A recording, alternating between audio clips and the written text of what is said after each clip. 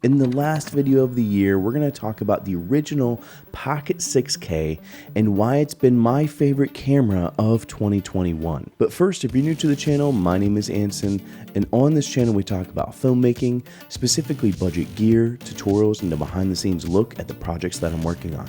So if that's something you're into, consider subscribing. Now, over the course of the last year, I've used the original Pocket 6K on a lot of different projects. It's probably my most used camera of the year when we're talking about projects that I've worked on. And with that said, let's go ahead and address why this has been my favorite camera of the year. And the way that we're going to break this down is we're simply just going to talk about my pros and cons for this camera, and then why I think this is a great camera to potentially look at if you're looking at buying a new camera in 2022. So the first pro is obviously going to be the image quality. This camera produces such an amazing image, and honestly an unparalleled image with anything at this price point. Now, that being said, there are definitely cameras that have a better image than this camera, but not at this price point in my opinion. You have stuff like the Red Komodo, but you're spending triple the cost of what the 6K would be getting the Red Komodo. And so that's one of the biggest qualities of this camera, and honestly Blackmagic cameras in general, is you're getting such an amazing image at such an affordable price. Now, another thing that adds to that quality is the Blackmagic Gen 5 color science.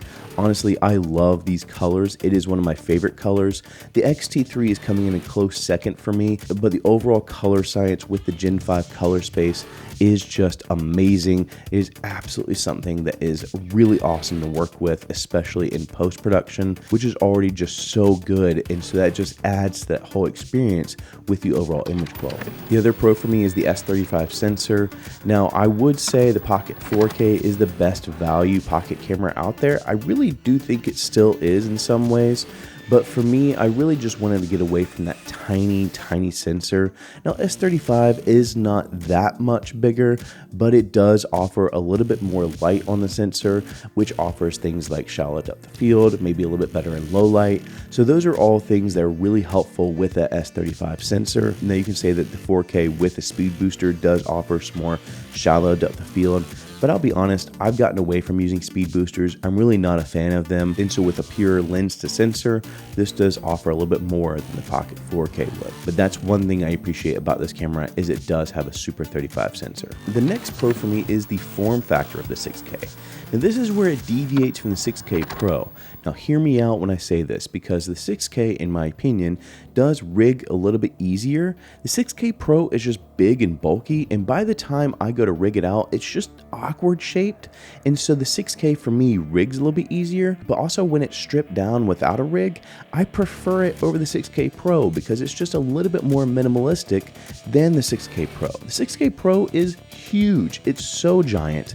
And so the 6K offering a little bit smaller of a body, I much rather carry this unrigged around than something like the 6K Pro. And so that's a pro for me. Again, you may not agree with that, but this is my video, so I get to say what I want. Next pro. The next pro for me is going to be the overall I/O options as well as media options. I grouped these together because overall with the Pocket Cinema cameras, especially from the 4K up, this is something that is a huge win because you do have some more professional grade I/O ports as well as professional grade media options. And so being able to hook up something like SM7B, have it phantom power through the 6K or 6K Pro has been really beneficial. And on top of that, talking about media options, I've really grown accustomed and really have enjoyed using CFast cards. And so having that ability with Pocket Cinema cameras is a huge benefit, adding to the overall enjoyment factor of the 6K. And then the last pro for me is overall reliability. And hear me out. This comes from personal experience. The 6K Pro could be my favorite camera of 2021, but it has been in the shop entirely way too many times for me to say it's my favorite camera of the year. It is currently in the shop because of power failures, and that's the second time it has been back to Blackmagic. The 6K, on the other hand, has not been in the shop at all. It has been a really good workhorse camera. When I was working on the wedding I filmed recently, and the 6K Pro had a power failure and wouldn't turn back on, I was able to grab the 6K, which had been a workhorse camera in its own right that day, but I was able to grab that camera and pick up where the 6K Pro kind of failed on me. And so reliability has been something that has made this camera my favorite camera of the year. Now, I can't say that every 6K is going to be the most reliable camera, but I can say for myself, this has been a reliable camera, a workhorse camera in 2021. Now, with that said, not everything over the last year has been perfect with this camera, so let's talk about the cons that I have for this camera. Starting first with the screen of the camera. Now, the screens on the Pocket 4K, 6K, 6K Pro are amazing, but the 6K and 4K are just way too dim, and obviously they don't offer a tilting feature. And so that's something I gladly welcomed with the 6K Pro, was a tilting screen and a little bit brighter of a screen, actually a lot brighter of a screen. Now, the last two cons are more honorable mentions because I don't personally find them as negatives, or they don't bother me all that much. One is battery life. This camera does suffer from really bad battery life. Now, for me, I just carry a lot of batteries with me, and so the Pocket 6K not having great battery life is a negative, but again, one that I'm just okay with, I guess. I don't know. Whatever. And then the last thing is rolling shutter. This camera does have really bad rolling shutter problems. Now, for me, most of the stuff I'm doing is more locked off. I don't really do a lot of fast-paced shooting, and so the rolling shutter is not a huge thing for me, but know that going into it. If you're doing stuff like fast-paced filming, maybe for sports or music video, know that going into it, it does have really bad rolling shutter issues. And so those are some of my cons for the camera, but what are my overall thoughts and would I recommend this camera in 2022 going into the new year? My overall thoughts, first of all, is that the image that comes from this camera is, in my opinion, like I said before, unparalleled at this price point.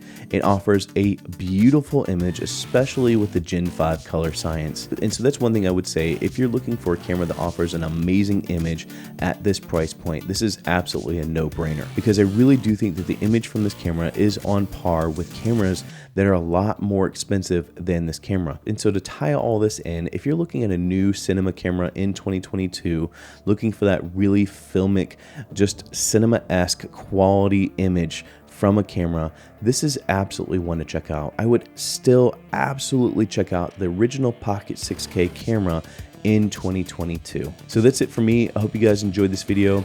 If you did enjoy this video, make sure to give it a like. And if you're digging the overall content from the channel, consider subscribing. If you do have any more questions about the Pocket 6K, let me know in the comments below. And before I wrap everything up, I do also want to mention that this is the last video of 2021 and potentially also the last video in this space. If everything goes well, we will be moving into our new home this week. And so with that comes a new studio space, which I'm really pumped on. I'm really excited to take you guys along the journey, but I've been in this space for the last 4 years. The existence of my channel has been in this space, and so it's kind of bittersweet. It's brought a lot of good memories.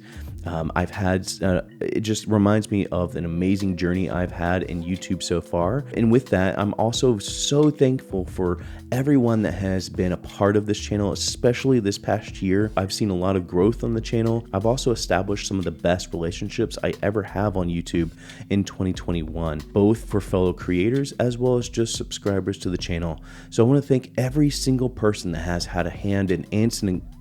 That sounds bad. Okay, to put that a little bit better, I want to thank everyone that's been a part of the channel over the last year in any capacity, whether again you're a fellow creator like somebody like Joe from Driven Films or Pav from Pav SZ, that has been my circle of trust as far as fellow creators, or if you're somebody that joins in on the live streams or the Discord conversations, I want to thank every single one of you. I appreciate every single one of you that take a part in the overall growth of this channel and the overall just enjoyment of making content on the internet. And so with that, I hope you guys have a good New Year's. We are starting 22 off in a big way. We are going to have a film challenge, and that's going to be the first video of the next year is details around that film challenge. So be prepared. And so with all that said, as always, thank you all for joining. Go and find your journey. Go embrace life. Stay safe. Be happy. Support each other.